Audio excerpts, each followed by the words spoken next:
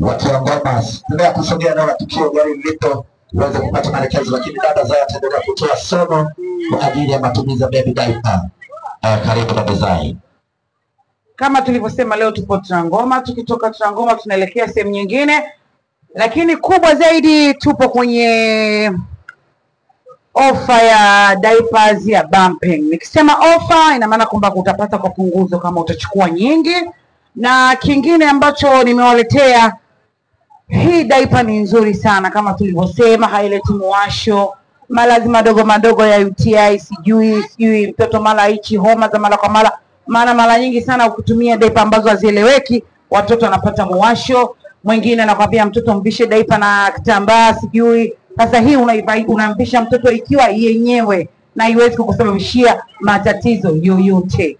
Kwa hiyo leo tupo Trangoma kama unavyoona, tumeweka kambi hapa, tutapitia mawakala wetu na maduka mengineyo. Wewe unayeniona hapa, kama una duka lako kubwa la jumla, unataka kujiunga na sisi kufanya biashara diaper Bumping, basi kuna namba zetu za simu hapo, tutakupata popote ulipo.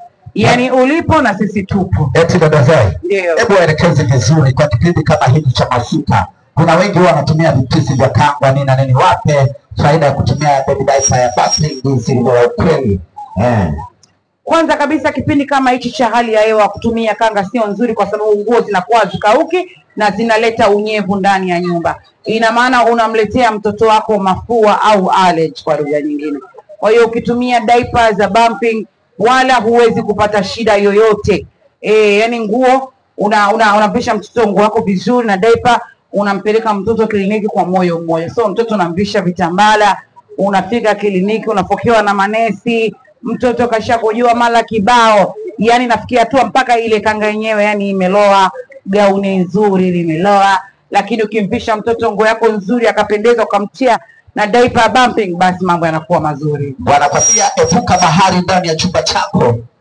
Kwa kujaa mkojo, epuka bahari ndani ya chumba chako. Lakini hata ewe baba, hii sio kwa mama tu, hata kina baba, ukirudi nyumbani umebeba mzigo wako wa baby diaper Bumping kama hii, mzazi anapendwa na anakupenda. Yani inakuwa hapa bei nzuri tu ya Kitanzania, bei elekezi. Tupo Trangoma hapa, tunakwambia karibu. Usipende tu something alafu ukisikia harufu ya mkojo unaamua kuhama chumba. Eti dada Zaya, Grace yetu ndio hapo. Ukisikia harufu ya something anahama chumba, inawezekana hiyo? Hakuna suluhisho, mnulie mke wako zawadi za diapers kwa ajili ya mtoto. Basi, endelea na